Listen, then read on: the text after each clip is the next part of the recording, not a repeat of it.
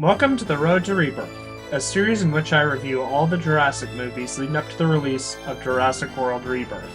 Starting things off is the first Jurassic Park. Jurassic Park is an American science fiction film directed by Steven Spielberg, based on the 1990 book of the same name by Michael Crichton, who also co-wrote the film with David Kapp. The film was released on June 11, 1993, and was produced by Universal Pictures and Amblin Entertainment. The film grossed $1,058 billion on a budget of $63 million, making it the highest-grossing movie of the year and the highest-grossing movie until Titanic 4 years later. The film is regarded as one of the greatest movies ever, especially in sci-fi. It started a multimedia franchise with 5 sequels, more on them later, 2 animated series, video games, theme parks, comic books, and various merchandise. Wealthy entrepreneur John Hammond has secretly created a theme park featuring living dinosaurs. Before the park opens, he invites a select group to experience the park and to help reassure investors. However, chaos ensues when the systems go offline, allowing the dinosaurs to escape and wreak havoc.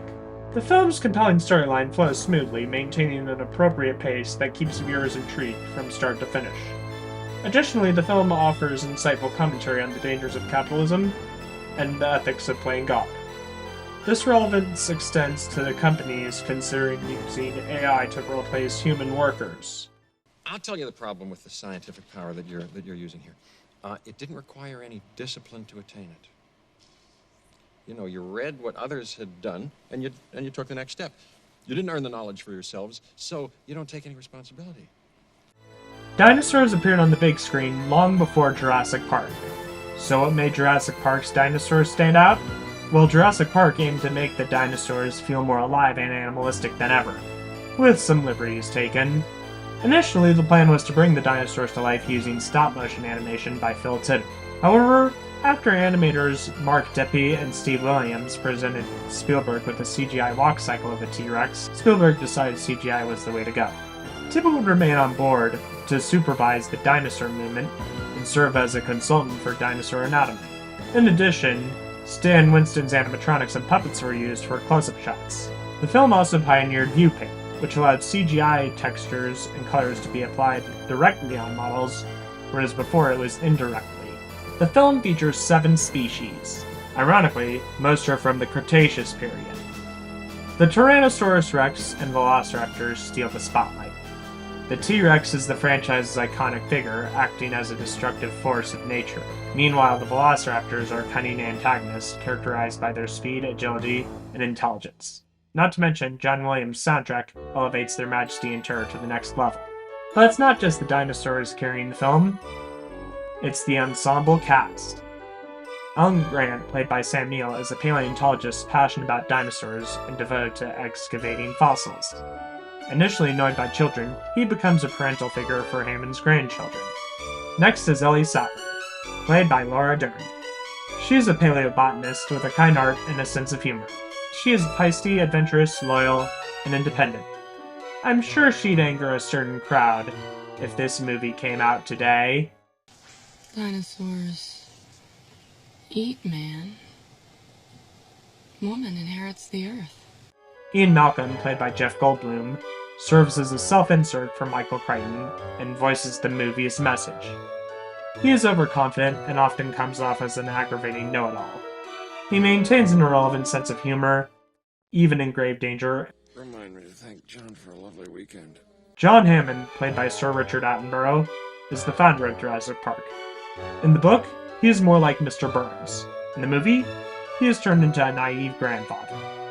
Other characters include Robert Muldoon, played by Bob Peck, the park's game warden, Donald Gennaro, played by Martin Ferrero, a lawyer sent to inspect Jurassic Park, Henry Wu, played by B.D. Wong, the chief geneticist of Jurassic Park, and Ray Arnold, played by Samuel L. Jackson, the chief engineer overseeing the park's technological systems. The younger characters include Tim and Lex Murphy, played by Joseph Manzillo and Ariana Richards respectively, serving Grant's arc of becoming a father figure. Last we have Dennis Nedry, played by Wayne Knight, the park's unscrupulous computer programmer whose actions lead to catastrophic consequences. While I enjoy Jurassic Park, I have a few minor issues. For starters, some key elements were lost in translation during the adaptation from book to film, and certain aspects were explained much better in the book. For example, the novel handled the T-Rex's eyesight better because it revealed the frog's DNA affected it. And this vulnerability was discovered during the main road attack. Grant was dizzy with fear, his heart pounding inside his chest. With the animal so close, he could smell the rotten flesh in the mouth, the sweetish blood smell, the sickening stench of the carnivore. He tensed his body, awaiting the inevitable. The big head slid past him, toward the rear of the car. Grant blinked. What had happened? Grant felt the animal's startling hot breath on his face. But the Tyrannosaur wasn't sniffing like a dog, it was just breathing. And if anything, it seemed puzzled. No. The Tyrannosaur couldn't see him. Not if he stood motionless. And in a detached academic corner of his mind, he found an explanation for that, a reason why. And additionally, the film diluted the deeper themes from the book in favor of spectacle. Take the sick Triceratops scene. Well, the movie presented it as simply, oh look, it's a dinosaur. The book, aside from having a stegosaurus instead, aimed to demonstrate whether these animals were meant for this world. When it was revealed that the dinosaurs were breeding, the movie treated it as a neat plot twist. In the book, this development highlighted a more significant impact on the story and highlighted the failure meant to prevent their breeding and the fact that they had to deal with more dinosaurs. By minimizing these deeper themes, the film is often dismissed as just a dino flick with little depth. Case in point, Jurassic Park has a number of peak thrills at the level of the attacks in Jaws, and it has moments of real wonder. But when the animals are off screen, the film really lags. That wasn't true if you think about it with Jaws, which had 3 marvelous characters hunting the shark. Jurassic Park only has Goldblum. The rest of the crew stands around and smiles or schemes. Still, thumbs up for me. The action scenes are really enjoyable. I give a thumbs up too, and also for the action scenes, and I feel that really this movie, though, is a missed opportunity because what he doesn't have here, and what I really missed from a movie by Spielberg like Close Encounters of the Third Kind, is the sense of awe, the sense of majesty. These creatures are back, and it's amazing, and right away, after an opening shot that has a little of that, yes, it does. The movie disintegrates basically into a monster picture where the dinosaurs are chasing everybody, and the people are running away, and there's lots of action and lots of screaming, but there's not really any opportunity to really give these creatures their due. It's almost like the movie doesn't have any respect for the intelligence of the audience, that they might really be interested in dinosaurs instead of just in the action scenes. We could have used more scenes, you're right, of awe, and that's, well, I think you're just right. despite this, Jurassic Park remains one of my favorite movies of all time.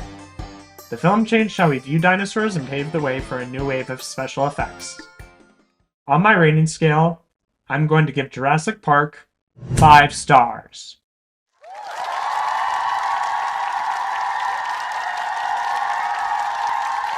So that's my review of Jurassic Park. What do you think? Let me know in the comments. Next time I will be reviewing The Lost World Jurassic Park. See you soon!